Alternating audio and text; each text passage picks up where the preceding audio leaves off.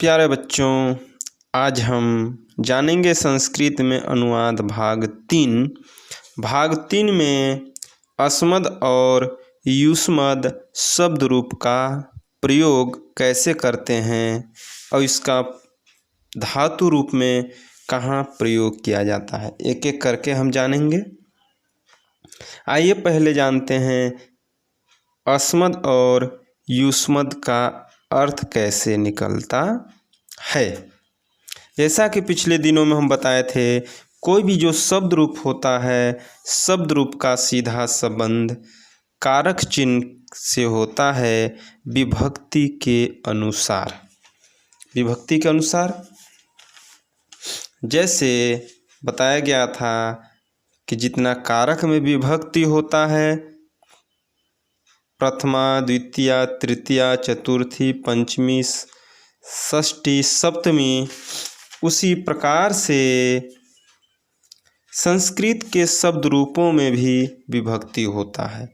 प्रथमा, द्वितीया, तृतीया, चतुर्थी, पंचमी, षष्ठी, सप्तमी, इसमें विभक्ति होता है।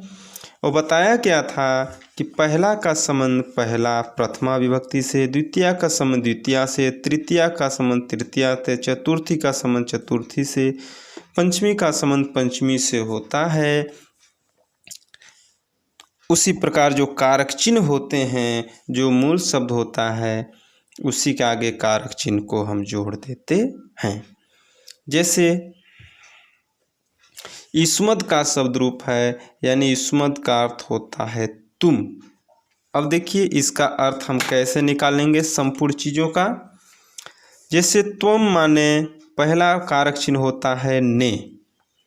वचन पर भी ध्यान देंगे, एक वचन, द्विवचन, बहुवचन। एक वचन में एक वचन का बोध कराएंगे, द्विवचन में द्विवचन का, बहुवचन में बहुवचन का। जैसे त्वम, त्वम माने तुम, या इसके आगे कारक चिन्ह लगा देंगे तुम ने।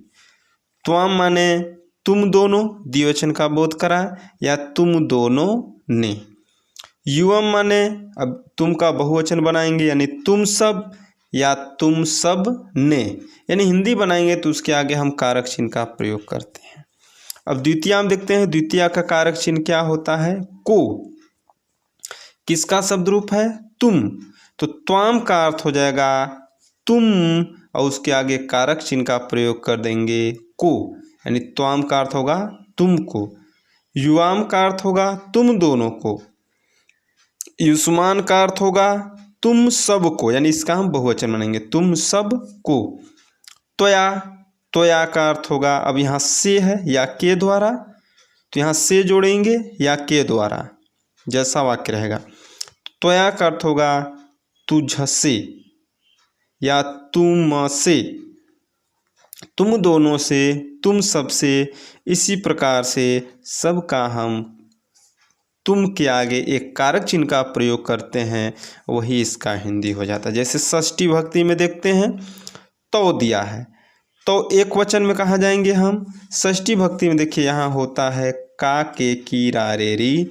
जैसा कि हम अन्य शब्द रूप में बताए थे, अस्मद और युष्मद को छोड़कर बाकी सभी में का, के, की का प्रयोग होता है, और अस्मद और युष्मद में रा, रे, री का प्रयोग होता है। बच्चे ध्यान देंगे, अस्मद और युष्मद में रा, रे, री का प्रयोग होता है। इन दोनों को छोड़कर बाकी सभी शेष में का, के, की का प्रयोग होता है।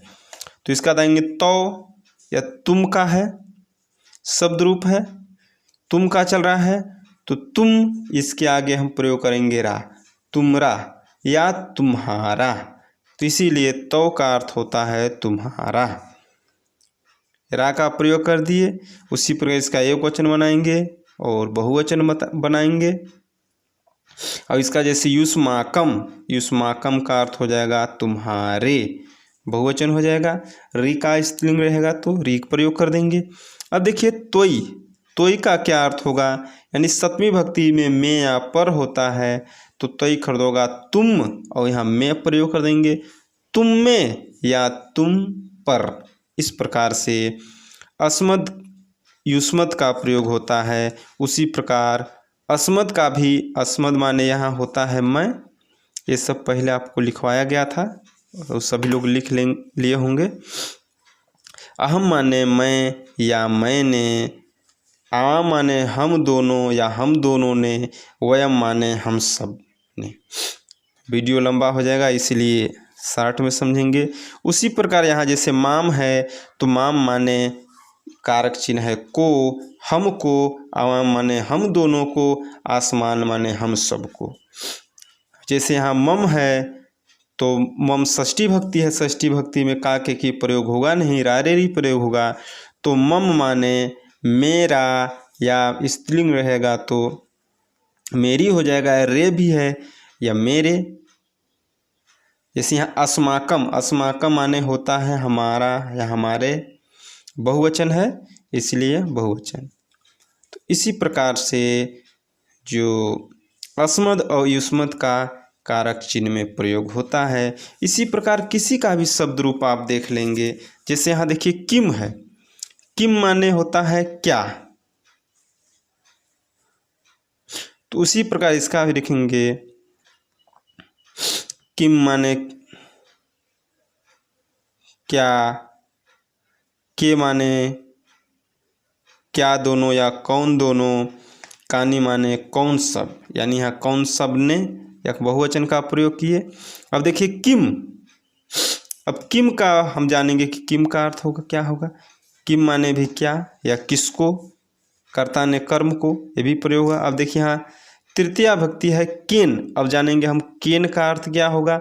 तो तृतीया भक्ति में कारक चिन्ह होता है से के द्वारा, तो केन का अर्थ होगा किससे, किससे या किसके द्वारा। इस प्रकार से बहुवचन बहुवचन कर लेंगे। अब देखिए यहाँ देखिए कस से है तो कस षष्ठी भक्ति में आता है का के की रारेरी, रारेरी प्रयोग नहीं होगा, बताते अस्मद और युष्मद में ही केवल प्रयोग होगा। तो कस का अर्थ होगा किसका या किसके या किसकी, जैसा वाक्य रहेगा कस्मिन, कस्मिन का क्या अर्थ होगा, कस्मिन का अर्थ होगा किस में,